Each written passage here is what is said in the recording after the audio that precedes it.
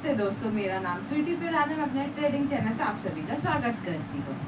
यहाँ पर मैं आपको ये बताऊंगी मेरी ट्रेडिंग जर्नी कब स्टार्ट हुई थी, किस तरीके से मैंने काम किया और मेरी गलतियाँ क्या थी ट्रेडिंग जर्नी में। मेरी ट्रेडिंग जर्नी 2 साल पहले स्टार्ट हुई थी 12 जून 2023 को। 2023 को जब मैं स्टार्ट की तब मुझे नॉलेज नहीं था स्टॉक मार्केट के बारे में, सिर्फ मुझे स्टॉक सिलेक्शन आता था जो मैं यूट्यूब से सीखी थी। उसके बाद मैं स्टार्ट की, जब मैं 2 दिन काम की स्टॉक मार्केट में शेयर्स में, तो मुझे ये समझ आया कि इतना एजुकेशन काफ़ी नहीं है यूट्यूब से, मुझे और सीखने की ज़रूरत है, किसी सर से सीखने की ज़रूरत है जो मुझे सही तरीके से सिखा सके स्टॉक मार्केट को। उसके बाद मैंने सीखना स्टार्ट किया, जिसमें मुझे ये पता चला निफ्टी बैंक निफ्टी के बारे में, इंडेक्स के बारे में, फ्यूचर एंड ऑप्शंस के बारे में। उसके बाद मैंने फिर जितना सीखा उससे मैंने 2 दिसंबर 2023 को फिर से स्टार्ट किया, तो फ्यूचर एंड ऑप्शन से स्टार्ट की थी मैं। उसके बाद मैं काम की तब मुझे ये पता चला कि प्रॉफिट जिस दिन होता है उस दिन अच्छा प्रॉफिट होता है और जिस दिन लॉस होता है उस दिन मैं ओवर ट्रेडिंग कर देती हूँ। ये मेरी गलती थी। अब इसके बाद मैंने ये जर्नी से मुझे ये पता चला कि मेरी ये गलती हो रही है बल्कि। अब इसके बाद मैंने और सीखा स्टॉक मार्केट से, जिससे मुझे एक मेंटर मिला। मेंटर ने बहुत अच्छे तरीके से मुझे सिखाया कि किस तरीके से स्टॉक मार्केट में काम करना है। अब मुझे ये पता है कि स्टॉक मार्केट में किस तरीके से काम किया जाता है। अब मैंने क्या क्या गलती की वो भी मुझे पता है। अब मैं चाहती हूँ कि ये गलती आप लोग ना करें, तो मैं अपने ट्रेडिंग जर्नी में जो जो गलतियाँ की वो गलतियों से सीख के मैं आपको ये बताना चाहती हूँ किस तरीके से वो गलतियाँ हुई है और वो गलती को मैं जो गलती की वो आप वो गलती ना करें। मेरा फर्स्ट पॉइंट ये है कि हमें पहले स्टॉक मार्केट के बारे में सीखना चाहिए, उसके बाद काम चालू करना चाहिए। आधा नॉलेज के साथ हमें किसी भी फील्ड में काम नहीं करना चाहिए, वो स्टॉक मार्केट में इंट्राडे ट्रेडिंग हो या कोई भी फील्ड हो।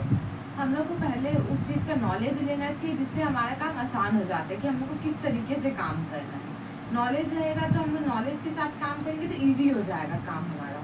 इसलिए पहले हमें उस फील्ड का नॉलेज लेना चाहिए, उसे सीखना चाहिए किस तरीके से काम कर रहे हैं लोग। उसके बाद हम लोग को स्टॉक मार्केट में जाके काम करना चाहिए। थर्ड पॉइंट ये है कि हमारी डेली लाइफ में डिसिप्लिन जितना ज़रूरी है उतना ही ट्रेडिंग हो या कोई और प्रोफेशन हो, हमारे लिए डिसिप्लिन में होना बहुत ज़रूरी है। जिस तरीके से हम डेली लाइफ में डिसिप्लिन में रहेंगे उसी तरीके से ट्रेडिंग में भी डिसिप्लिन में रहेंगे।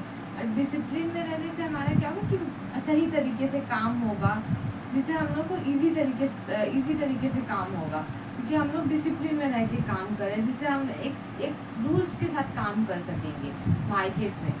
और मार्केट में रूल्स के साथ काम करना, डिसिप्लिन के साथ काम करना बहुत ज़रूरी है। आप किसी सेटअप पे काम करें तो आपको डिसिप्लिन से काम करोगे तभी उस सेटअप पे काम कर पाओगे, नहीं तो काम नहीं कर पाओगे। आप नहीं तो सेटअप बार बार चेंज करते रहोगे जिससे आपको लॉस हो सकता है। इसीलिए आपको एक डिसिप्लिन का होना आपकी लाइफ में बहुत ज़रूरी है।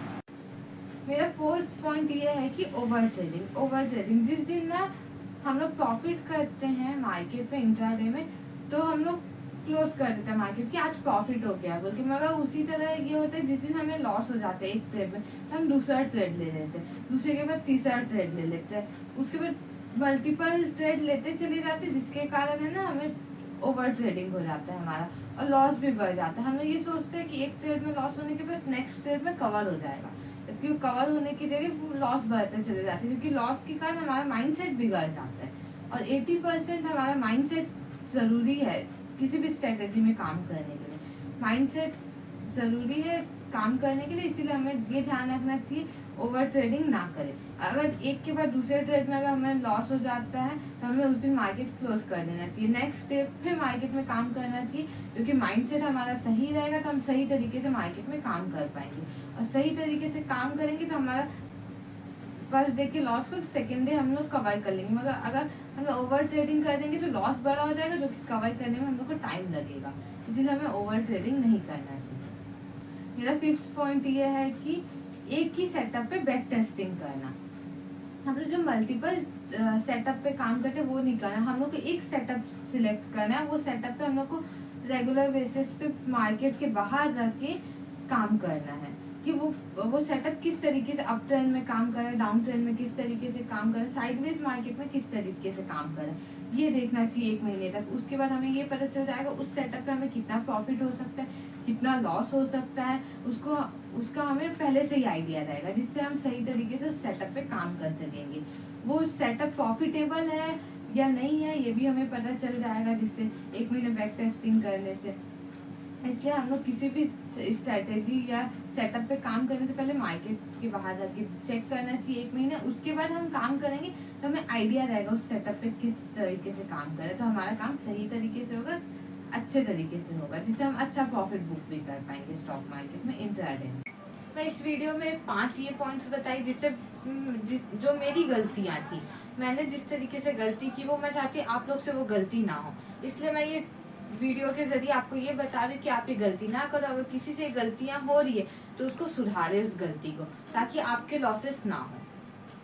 साथ ही साथ मैं ये बोलूँगी कि मेरा जो नेक्स्ट वीडियो रहेगा लर्निंग वीडियो रहेगा, एनालिसिस प्रिडिक्शन वीडियो रहेगा, जो कि निफ्टी का रहेगा।